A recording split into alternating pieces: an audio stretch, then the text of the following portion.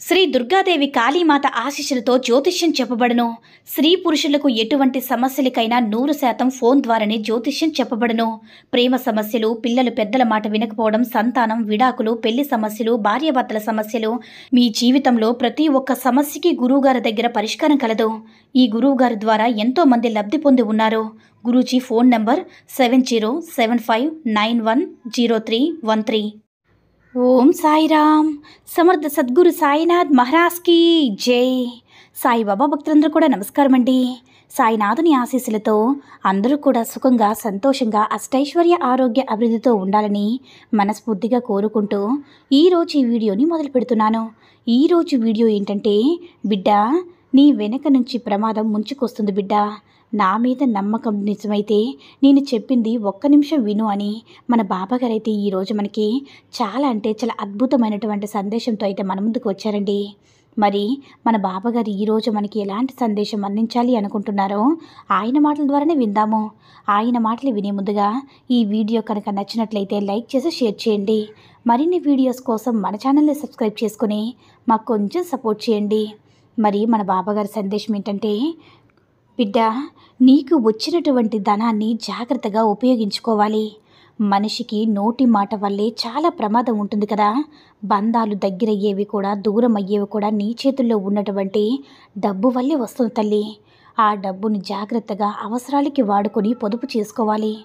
డబ్బులు ఎప్పుడు కూడా వృధా చేయకూడదమ్మా. డబ్బులను వృధాగా చేసుకుంటే ఎలా అప్పుల పాలైపోతావో చూసావా. ఆర్థిక పరిస్థితులన్నీ దెబ్బతిని ఏ విధంగా బాధపడుతున్నావో, నీ కుటుంబ సమస్యలన్నీ కూడా నెత్తిపైన వేసుకొని నువ్వు చేసినటువంటి కష్టం అంతా ఇంత కాదు. అయినప్పటికీ ఏ మాత్రం కూడా ప్రయోజనం లేక చాలా అప్పుల బాధలో చిక్కుకొని చాలా బాధపడుతున్నావు. నిన్ను ఇలా చూస్తూ ఉంటే నా కడుపు తరుక్కుపోతుందమ్మా. చూడమ్మా, మంచితనం ఉండాలి కానీ నేటి సమాజంలో మాత్రం అతి మంచితనం అస్సలు పనికిరాదు. ఇప్పటి వరకు నీవు, నీ భర్త అదే మంచితనంతో పోగొట్టుకున్నటువంటి ధనమంతా కూడా ఇక చాలు బిడ్డ.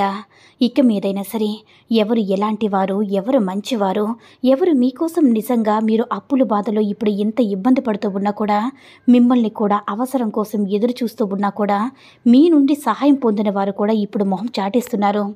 చూసావా, వారి యొక్క పరిస్థితులు అలాగే. వారిని మీరు ఏ విధంగా ఆదుకున్నారో, ఏ విధంగా మీరు దగ్గర తీశారో, ఈ విషయాలన్నీ కూడా వారికి పూర్తిగా వారు మర్చిపోయారు.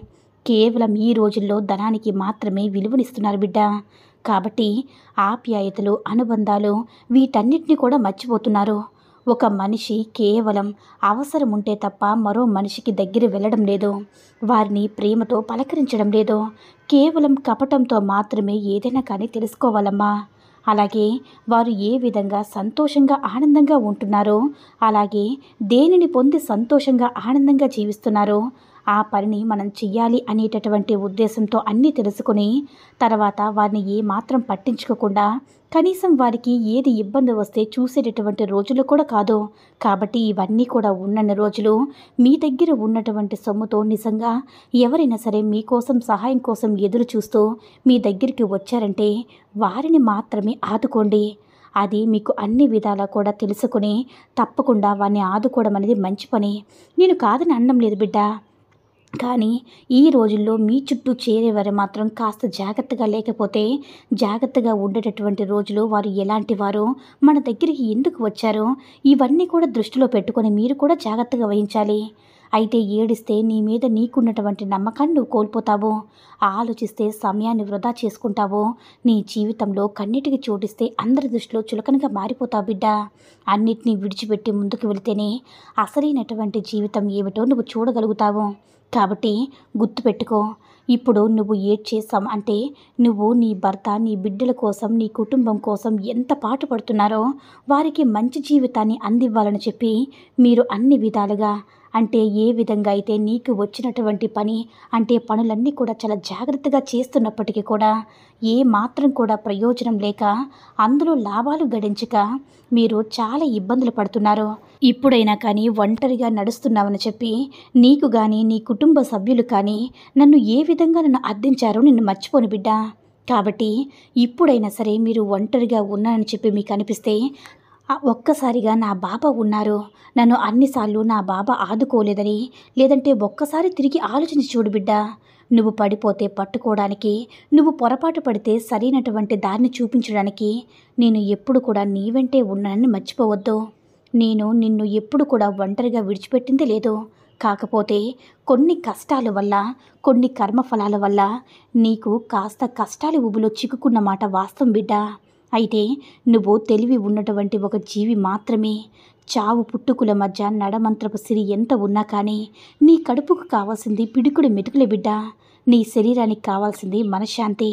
కాబట్టి అవి ఎప్పుడు కూడా నీ కుటుంబంతో గడిస్తే, పిల్లల అవసరాలకి ఏదైనా సరే కాస్త ధనం లభిస్తే చాలు అని అనుకుంటూ ఉంటున్నావు.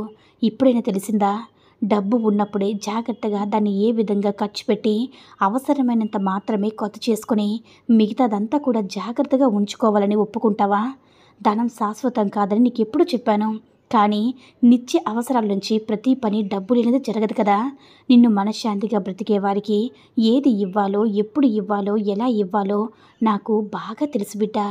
నన్నే నమ్ముకున్నటువంటి నా బిడ్డలకి నేను ఎప్పుడు కూడా అనాథలు చేయను, అది మాత్రం నాకు తెలుసు. అలాగే నన్నే నమ్ముకున్నటువంటి ప్రతి భక్తుడికి, ప్రతి భక్తురాలికి జీవితంలో ఎదుర్కొన్నటువంటి సమస్యలు మీరు ఎదురైనప్పుడు అప్పుడు మనిషి అంతా కోల్పోతాడు. అలాంటప్పుడు భక్తితో, శ్రద్ధతో, శ్రద్ధాసబూరితో ఏ భక్తుడైతే ప్రయోగవంతమైనటువంటి దృష్టిని నిలుపుతాడో అతడు మీలో ఉన్నటువంటి భక్తిని, శక్తిని మేల్కొల్పి నిలదొక్కునేటటువంటి గొప్పదాన్ని చూపించబడే భగవంతుడు. కాబట్టి మిమ్మల్ని మీరు పూర్తిగా నమ్ముకోలేనటువంటి పరిస్థితులు మీకు ఏర్పడినప్పుడు తప్పకుండా మీరు భగవంతుడి పైన మాత్రమే మీరు భారం వహించండి. మీ యొక్క ధనంతో పని లేదు, సమస్త సహస్రాలు పాండిత్యం కూడా అవసరం లేదు. మీ యొక్క భగవంతుడిపై నువ్వు ఎప్పుడైతే పూర్తి విశ్వాసం ఉంచుతావో, నీవు నమ్మేటటువంటి ఆ దైవమే నీకున్నటువంటి చెడు కర్మలన్నీ కూడా తొలగించి అదృష్టాన్ని ప్రసాదిస్తాడు బిడ్డ. కాబట్టి నేటితో నీకున్నటువంటి కష్టాలన్నీ కూడా తప్పకుండా తీర్చబోతున్నాను. నీకు ఇస్తున్నటువంటి అంతిమ తీర్పు ఈ బాబా ఏది నీకు కావాలన్నా సరే ఇచ్చేస్తాడు తల్లి.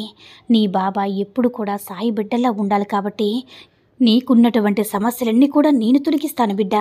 ఇదే నీకు ఇస్తున్నటువంటి వాగ్దానం. ఇది నా వాగ్దానంగా భావిస్తే చాలు. ఈ కష్టాలన్నీ కూడా అనుభవించలేకపోతున్నానని అనుకోవడం లేదు. ఇంతకన్నా కూడా దారుణమైనటువంటి పరిస్థితులు చూడాలని జీవితం పట్ల అసలు ఏమాత్రం కూడా మక్కువ చూపించలేకపోతున్నా ప్రతిరోజు కూడా రోజు రోజుకి నాలో ఉన్నటువంటి ధైర్యం సన్నగిల్లిపోతుంది. నీవు తప్ప నన్ను ఎవరూ కూడా అర్థం చేసుకోలేరేమని అనుకుంటున్నావు కదా. కానీ నీవు కూడా నన్ను మోసం చేస్తున్నావో తెలుసుకోలేకపోతున్నానంటూ నన్ను ప్రతి నిత్యం కూడా బాధ పెడుతున్నావు కదా బిడ్డ. అలా ఎప్పుడు కూడా అనుకోకు. నీకు నువ్వే ధైర్యం చెప్పుకో, నీతో నువ్వే అనుకో.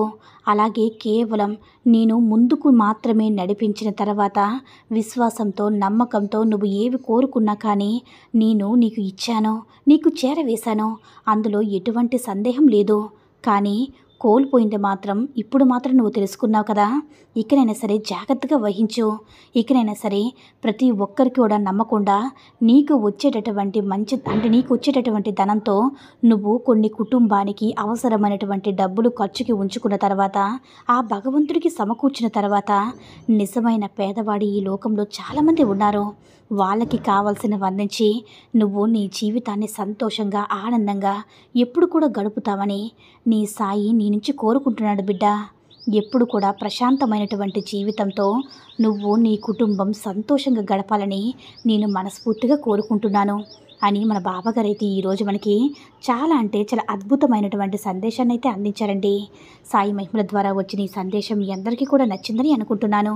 ఈ వీడియో కనుక నచ్చినట్లయితే మరికొంతమంది సాయి భక్తులకు రీచ్ చేయేలా షేర్ చేసి లైక్ చేయండి. అలాగే మన ఛానల్ని ఎవరైనా మొదటిసారిగా చూస్తున్నట్లయితే తప్పకుండా సబ్స్క్రైబ్ చేసుకుని మాకు కొంచెం సపోర్ట్ చేయండి. సర్వే జన సుఖినో భవంతు. జై సాయిరామ్.